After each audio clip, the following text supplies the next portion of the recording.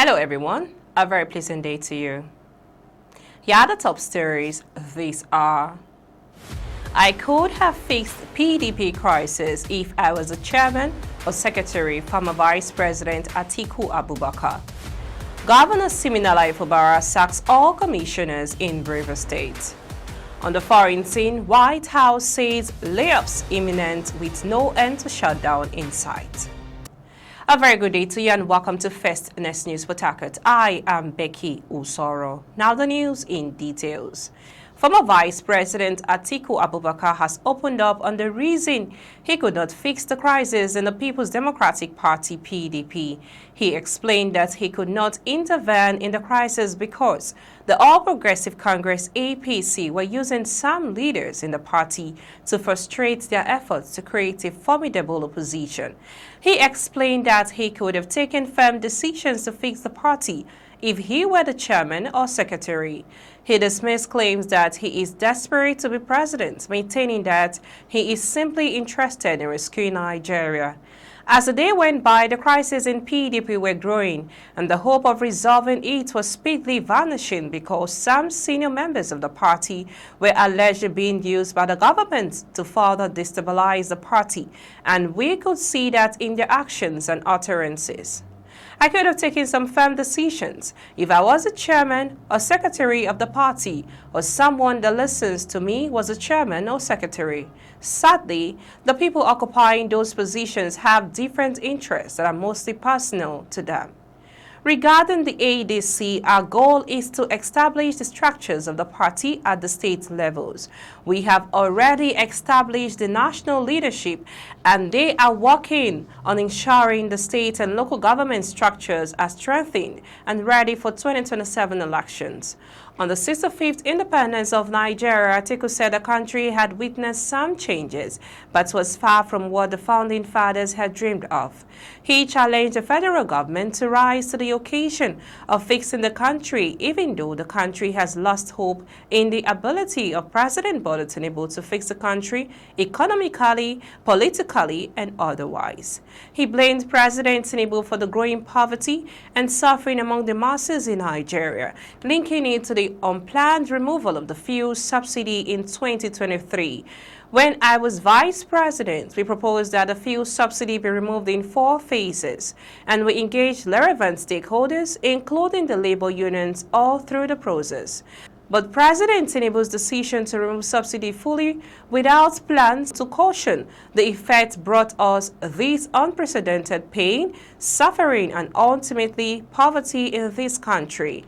No country announces fuel subsidy removal once because it brings pain and poverty to the people, he added. You are listening to news on First News Port Harcourt. Let's go for a short break. When we return, we'll bring to you more details on Rivers State as Governor Fubara sacks all commissioners. On the foreign scene, White House says layoffs imminent with no end to shutdown in sight. Please stay tuned.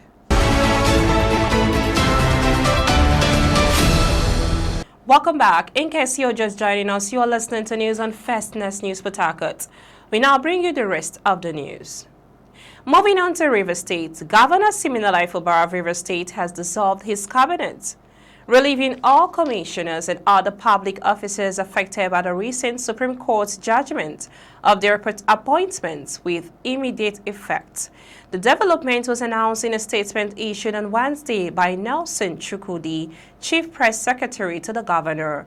Chukwudi said Fubara held a private validatory section with members of his cabinet at the Government House in Port Harcourt. The section also formed part of activities marking Nigerian's 65th independence anniversary. Fubara was said to have appreciated the commissioners for their contributions to the growth and development of Rivers over the past 2 years.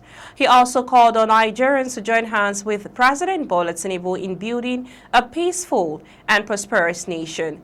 The governor reinstated his commitment to serve the people of the state with renewed vigor while thanking citizens for their support. Moving now on to the foreign news, mass layoffs of U.S. federal workers will begin within 2 days. The White House says as lawmakers trade blame over the first government shutdown in almost 7 years.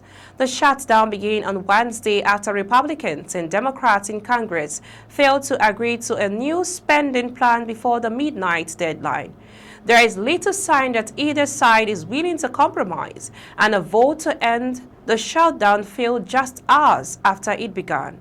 The Senate has since adjourned, raising fears that the shutdown could drag on and threaten hundreds of thousands of jobs, as well as risk costing the U.S. economy billions in lost output. At a White House briefing on Wednesday afternoon, Vice President J.D. Vance made a rare appearance alongside Press Secretary Caroline Leavitt and accused the Democrats of playing political games.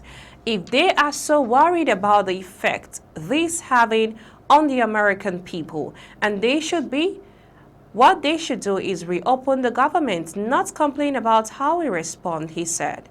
Leavitt, meanwhile, said mass job cuts would happen within 2 days. Sometimes you have to do things that you don't want to do, she said, adding that Democrats put us in this position. That's all on the news this hour. We now bring you the highlights of the top stories so far.